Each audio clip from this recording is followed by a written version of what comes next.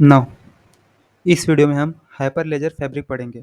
ठीक है, तो ये हाइपरलेजर का एक फ्रेमवर्क है। ठीक है, तो हाइपरलेजर फैब्रिक पढ़ने से पहले हम एक बार हाइपरलेजर को रिवाइज कर लेते हैं। ठीक है, तो हाइपरलेजर हम प्रीवियस वीडियो में पढ़े हैं, इसमें एक उसका शॉर्ट इंट्रोडक्शन देख लेते हैं। तो हमारा हाइपरलेजर क्या है? ये एक ओपन सोर्स सॉफ्टवेयर है जो कि ब्लॉकचेन टेक्नोलॉजी के ऊपर बना हुआ है। ठीक है, नाउ ये ओपन सोर्स सॉफ्टवेयर को लिनक्स फाउंडेशन मेंटेन करता है। ठीक है, नाउ अगर हमें पता है कि जितने भी बिजनेस है, ठीक है, उनका कोई एंटरप्राइज एप्लीकेशन होता है ना। उन एंटरप्राइज एप्लीकेशन में उन एंटरप्राइज सॉफ्टवेयर में अगर उन्हें कोई ब्लॉकचेन का प्रॉपर्टी ब्लॉकचेन को इम्प्लीमेंट करना हो, ठीक है, ब्लॉकचेन के प्रॉपर्टीज को इम्प्लीमेंट करना हो, ठीक है, तो वो हाइपरलेजर का यूज़ करते हैं ना। अब हम हाइपरलेजर के कुछ फ्रेमवर्क देख लेते हैं। ठीक है, तो उसमें से एक फ्रेमवर्क है हमारा हाइपरलेजर fabric. It is a framework to create, deploy, and maintain blockchains for businesses that ensures accountability, transparency, and trust among business partners as a result. तो ये हाइपरलेजर फैब्रिक एक फ्रेमवर्क है हाइपरलेजर का, जिसे यूज़ करके हम ब्लॉकचेन बेस्ड एंटरप्राइज एप्लीकेशन बना सकते हैं। अब हमें ब्लॉकचेन का ही यूज़ करके ना, ये बिजनेसेस जो भी है, ठीक है, वो इनका पहले से एंटरप्राइज एप्लीकेशन सॉफ्टवेयर था, तो उन्हें ब्लॉकचेन यूज़ क्यों करना है? ठीक है, तो ब्लॉकचेन हमें ट्रांसपेर जब हम ब्लॉकचेन यूज़ करते हैं अपने सिस्टम में, तो हमें अपने सिस्टम में एक ट्रांसपेरेंसी दिखती है। ठीक है, और हमारा जो डिसीजन होता है, ठीक है, जो हमारा डिसीजन होता है वो कलेक्टिव डिसीजन होता है। ठीक है, कलेक्टिव डिसीजन माना जाता है कि कोई एक बंदा, अगर कोई एक सेंट्रल अथॉरिटी अगर कोई एक डिसीजन ले रही है, ठीक है, और अगर ग्रुप ऑफ इंडिविजुअल्स अगर कोई डिसीजन ले रहा है, तो ग्रुप ऑफ इंडिविजुअल जो डिसीजन ले रहा है, वो एक सिंगल इंडिविजुअल जो डिसीजन ले रहा है उससे अच्छा होता है। ठीक है, तो इन्हीं सब कारण की वजह से हमें ब्लॉकचेन को अपने एंटरप्राइज सॉफ्टवेयर एप्लीकेशन में हमें यूज़ करना होता है। Now it runs smart contracts called chain code with in Docker containers. तो ये हाइपरलेजर फैब्रिक कैसे पूरा वर्क करता है, ठीक है, इसका कैसे पूरा ओवरऑल आर्किटेक्चर होता है, कैसा इसका वर्क फ्लो होता है, ये सब हम इसके आगे वाले वीडियो में देखेंगे, जिसमें हम हाइपरलेजर फैब्रिक आर्किटेक्चर को पढ़ेंगे। अभी के लिए इतना समझते हैं कि इट रन स्मार्ट कॉन्ट्रैक्ट। तो स्मार्ट कॉन्ट्रैक्ट क्या होता है? स्मार्ट कॉन्ट्रैक्ट हमारा बिजनेस लॉजिक होता है, जो कि हम चेन कोड में स्टोर करते हैं। ठीक है, स्मार्ट कॉन्ट्रैक्ट क्या होता है? हमारा बिजनेस लॉजिक होता है, तो हम बिजनेस लॉजिक स्मार्ट कॉन्ट्रैक्ट में लिख के उसे चेन कोड में स्टोर करते हैं। अब ये चेन कोड है, ये चेन कोड ये डॉकर कंटेनर में रन करता है। नाउ डॉकर क्या होता है? ये एक आइसोलेटेड एनवायरनमेंट प्रोवाइड करता है। मतलब अगर किसी एक मशीन में हमारा जो स्मार्ट कॉन्ट्रैक्ट है, ठीक है, वो रन हो रहा है, तो अब अगर उसका एनवायरनमेंट हम चेंज कर दें तो स्मार्ट कॉन्ट्रैक्ट नहीं चलेगा। ठीक है, वो स्मार्ट कॉन्ट्रैक्ट स्टॉप हो जाएगा।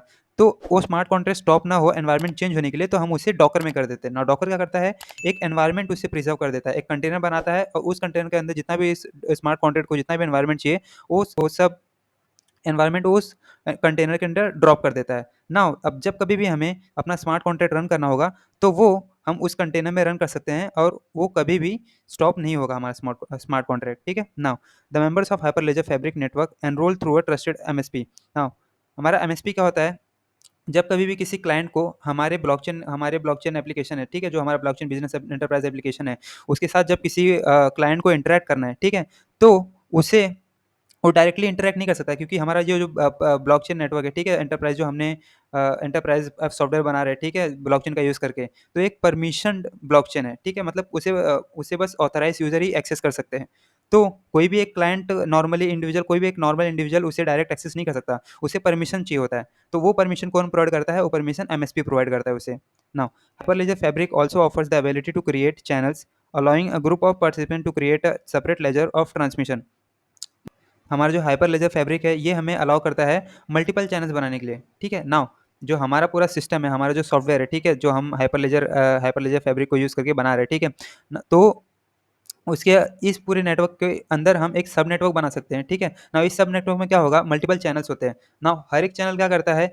हर एक चैनल अपना खुद का एक लेजर मेंटेन करता है। ठीक है, जैसे कि दो चैनल है, चैनल ए चैनल बी, तो चैनल ए के पास होगा उसका चैनल, ठीक है, वो चैनल के अंदर क्या होगा? उसका लेजर होगा, लेजर ए, और चैनल बी का खुद का एक लेजर होगा, लेजर बी। ठीक है, Hyperledger Fabric also offers the ability to create channels, allowing a group of participants to create a separate ledger of transmission. ठीक है, now shared ledger। Hyperledger Fabric has a ledger subsystem comprising two components. Now अब जो हमने यहाँ पे देखा, ठीक है, जो हाइपरलेजर फैब्रिक है, जो हमारा सब नेटवर्क होता है, सब नेटवर्क के अंदर हमारे 2 चैनल्स होते हैं, चैनल 2 या मल्टीपल जितने भी चैनल्स होते हैं, ठीक है? हर एक चैनल्स के अंदर खुद का एक लेजर होता है। लेकिन ये तो हमारे सब नेटवर्क के अंदर की बात है, लेकिन जो मेन नेटवर्क होता है, ठीक है? उसमें एक ही लेजर होता है और उस एक लेजर को हमारे जो जितने भी नोड्स हमारे ब्लॉकचेन नेटवर्क में प्रेज़ेंट है, वो सब नोड उस लेजर को एक्सेस कर सकते हैं। तो इसी को हम कहते हैं शेयर्ड लेजर, ठीक है? ना हमारे लेजर के 2 पार्ट होते हैं, ठीक है? ना एक होता है वर्ल्ड स्टेट और एक होता है ट्रांज़ैक्शन लॉग। तो वर्ल्ड स्टेट अब इसे देखते हैं। World state component describe the state of the ledger at a given point in time. It is a database of ledger. तो वर्ल्ड स्टेट क्या करता है, वो करंट वैल्यू को रिप्रेजेंट करता है, ठीक है?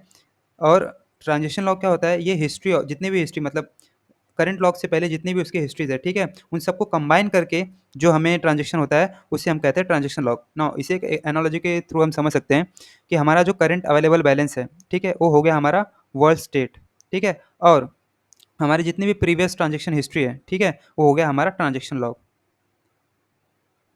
इसी के साथ हमारा हाइपरलेजर फैब्रिक कंप्लीट होता है। अब नेक्स्ट वीडियो में हम हाइपरलेजर फैब्रिक आर्किटेक्चर पढ़ेंगे। Thank you.